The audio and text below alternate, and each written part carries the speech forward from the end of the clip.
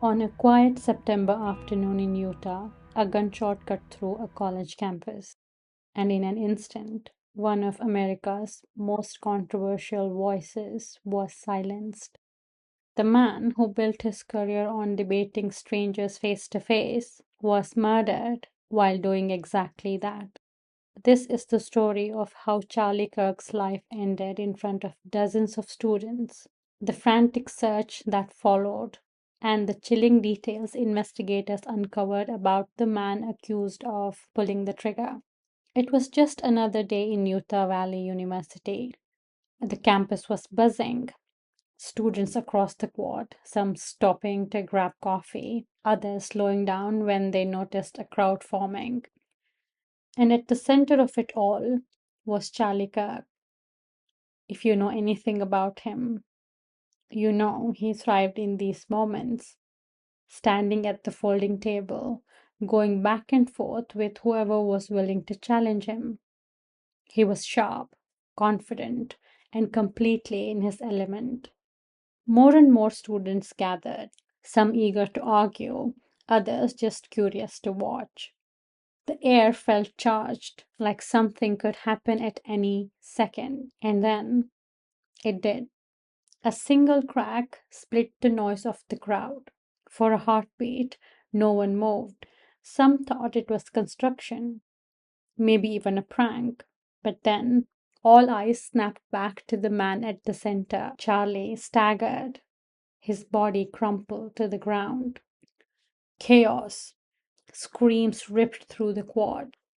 Some students ducked behind the benches, others sprinted in every direction. In the middle of that panic, a few people looked up and caught sight of something no one could quite process in that moment. A figure climbing down from a rooftop and running hard toward the woods. Within minutes, the entire area was swarming with police. The FBI, state investigators, local officers, everyone was on high alert, and they started finding clues fast. In a patch of woods just off campus, officers uncovered a rifle wrapped in a towel. It wasn't just any weapon, it was a Mauser 30 caliber bolt action rifle, still holding 3 rounds, with a single spent cartridge inside. Nearby, they picked up a palm print, a shoe print, enough to know they were close. And then came the photo. A young man in black long sleeve shirt, sunglasses, a cap pulled low. The FBI blasted it everywhere, and they put up $100,000 reward for more information. 2 days later, they had their man, 22-year-old Tyler Robinson from southern Utah. According to investigators, Robinson had told a family member that he bore some responsibility for the shooting.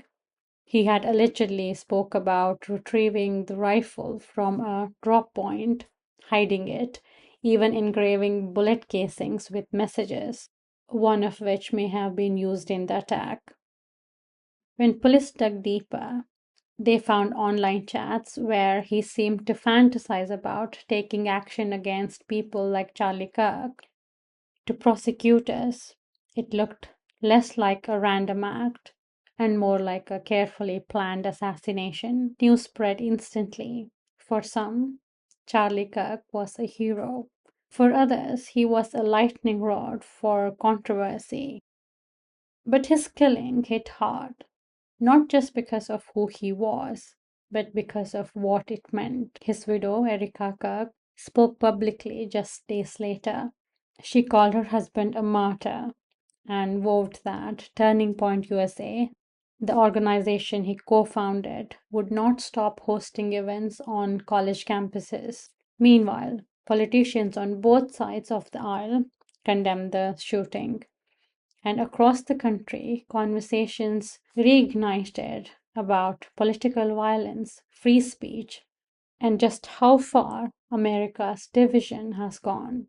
Charlie Kirk's death wasn't just about one man, it was about a message, about the danger of letting disagreements turn into violence. And it leaves behind a haunting question. In a world where words can divide us so deeply, how do we keep them from becoming bullets? Charlie Kirk's murder left behind more than grief. It left a country staring itself in the mirror, asking how a nation built on clashing ideas could allow those clashes to end with a rifle shot on a college campus. Maybe that's the most haunting part of this incident.